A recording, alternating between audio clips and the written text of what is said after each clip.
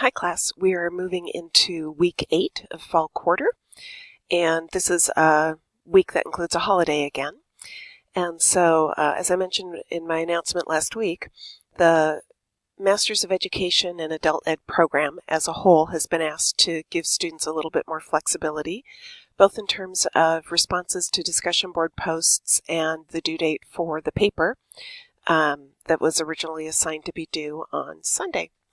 So the paper due date, I have extended that to Wednesday, November 28th. If you want the extra days to turn that in, that's fine. If you want to go ahead and finish it and turn it in on Sunday, clearly, that's also fine. With regard to our discussion board this week, it's a little bit different anyway. You're going out and finding videos, maybe a TED Talk video, for example, something of that quality that focuses on an issue of multiculturalism, diversity, or equity in classrooms, and speaking to how that might influence or be representative of adult education today, and teachers who are engaging with a wide range of students in the classroom. I think it's a great opportunity for you to go ahead and watch each other's videos, because the more breadth and depth you get, the more exposure, the better. And as our course is now just for students, you have fewer opportunities in a class of 10 or 12 students to actually engage with that. So I leave it to you. The responses are optional, but share the things that you come across that are interesting with one another. And if you don't get a chance to look at them now, they'll be in the resource list that I continue to update that you can take with you at the end of the class. One other thing about the discussion board activity is please make sure that you share a new and unique video, not one of the videos that's already in the course content area or a video that one of your classmates has shared. There are enough of them out there that shouldn't be hard. And look at the notes on the required resources in the module as well. There's a few more resources this week. I had a hard time choosing when we set this up. And so you're advised to read a couple of them in depth, skim through the others, engage and see what catches your interest. For the paper that is due sometime between Sunday and Wednesday, the most challenging part of this paper has been the identification of ethical challenges related to the issue of diversity or multiculturalism or equity in the classroom.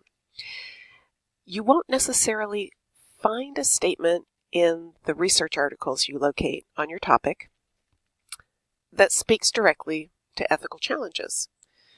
You may need to do some brainstorming and thinking on your own about, in your role as teacher, what some of those challenges might be. It's wonderful to identify a particular disability, just say as one type of diversity, and talk about meeting the needs of the students in your class who have that disability. Quite often as faculty, we're in a position where we really don't know what the challenges are that students have.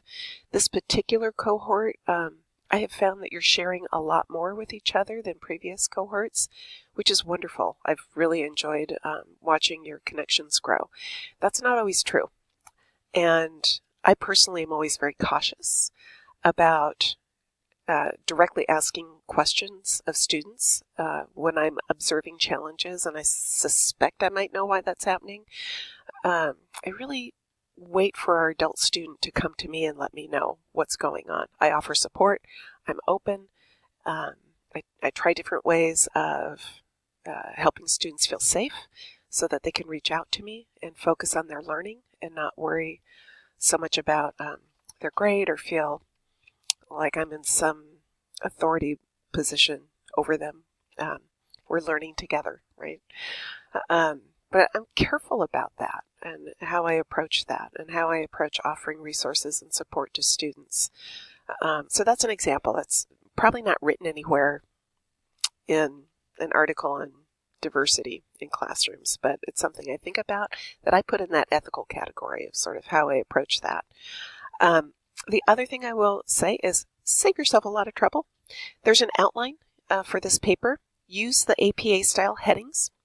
Level 1 for the issue, title, so I know what the issue is. Level 2 headings should include introduction, relevance for the adult learner, ethical challenges, and recommendations.